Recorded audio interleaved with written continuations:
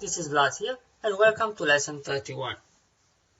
In this lesson, we will go over the Stylize effects. Let's begin. Let's start drawing a shape. I have removed the stroke. You can do this by pressing none when you're in this.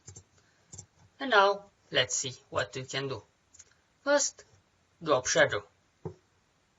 The shortcuts are not right, by the way. They don't have shortcuts usually. I customize my own.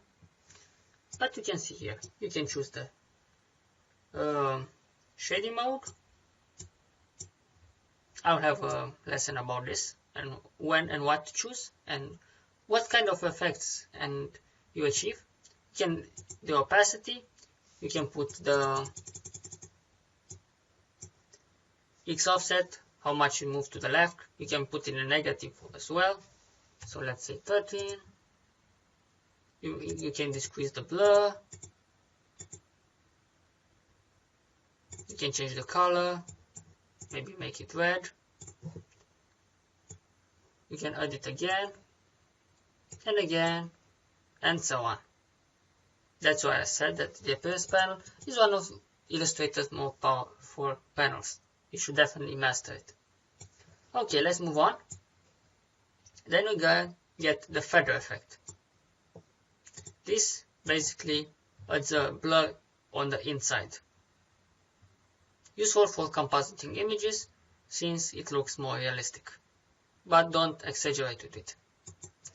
Okay, next one. Inner glow. We get the blending mode. We get the color, the opacity, the blur, if it's from the center or the edge. So let's put some color inside, and you can see.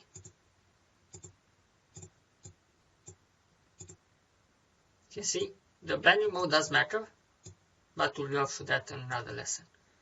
Okay, next one is called outer glow, and it makes a glow on the outside.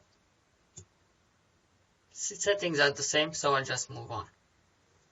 The next one is called round corners, and these are what I would recommend for using rounding corners. So you can see increase the size. Since it's dynamic, you can easily change it later, unlike using the rounded rectangle tool when you are stuck with a fixed value that you cannot change later. Okay, let's delete this one. And the last effect in this is called scribble. You can make scribble effects with it. You got the angle. You got various presets here.